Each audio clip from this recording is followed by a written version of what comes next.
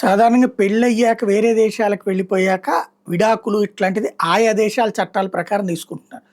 కానీ ఈ మధ్య కాలంలో ఈ దేశపు చట్టాల ప్రకారం కూడా కేసు పెట్టొచ్చని మహిళలకి అవకాశాలు ఇచ్చారు. దాంతో జరిగినటువంటి ఒక ఉదంతంలో సుప్రీంకోర్టు తెలుగులో మాట్లాడింది, జడ్జి గారు మాట్లాడినటువంటి అంశం ఇది. జస్టిస్ ఎన్విఎన్ బట్టి కాకినాడకు చెందిన ఉడా మధుసూదన్ రావు కెండాలో నివాసం ఉంటున్నారు.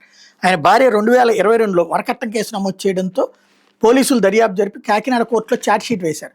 ఆయన మీద లుకౌట్ నోటీస్ కూడా జారీ చేశారు. మధుసూదన్ రావు 2024 ఫిబ్రవరి 16న ఇండియాకు వచ్చినప్పుడు అదుపులో తీసుకుని కోర్టులో హాజరుపరిచారు. తర్వాత కోర్టు బెయిల్ ఇచ్చింది. పోలీసులు ఆయన కెనడా పాస్పోర్ట్ మ్యాజిస్ట్రేట్ కోర్టుకు అప్పగించారు. ఆయన తన పాస్పోర్ట్ ఇప్పించాలని ఏపీ హైకోర్టును ఆశ్రయిస్తే హైకోర్టు పాస్పోర్ట్ ఇవ్వడానికి నిరాకరించింది. కేసు విచారణని 3 నెలల్లో ముగించమని ట్రయల్ కోర్టును ఆదేశించింది. ఆ తీర్పును సవాల్ చేస్తూ మధుసూదన్ రావు సుప్రీంకోర్టులో స్పెషల్ లీవ్ పిటిషన్ వేశారు.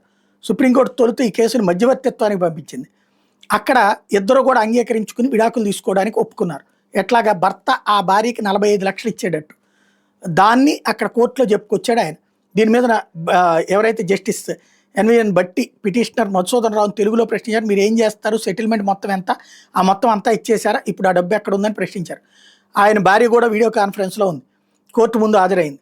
ఆమెను కూడా వివరాలు అడిగారు. ఇప్పుడు మీకు 45 లక్షలు తీసుకుని మళ్ళీ కెనడాకి వెళ్ళి అక్కడ బాబు కోసం ప్రయోజనాలు కావాలని అడిగితే నేనేం చేయాలని మీ భర్త అడుగుతున్నారు, దాని మీద మీ అభిప్రాయం ఏంటని ప్రశ్నించారు.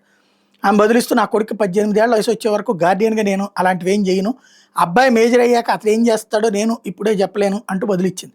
ఈ సందర్భంగా తాను డిపాజిట్ చేసిన మొత్తం దాని మీద వడ్డీ గురించి మధుసూదన్ చెప్పబోతుంటే జస్టిస్ బట్టి జోక్యం చేసుకుని ఇప్పటివరకు బిడ్డకి ఆయన ఇచ్చారని అడిగారు. ఇచ్చానని ఆయన బదిలిస్తే జస్టిస్ బట్టి దాంతో విభేదించారు.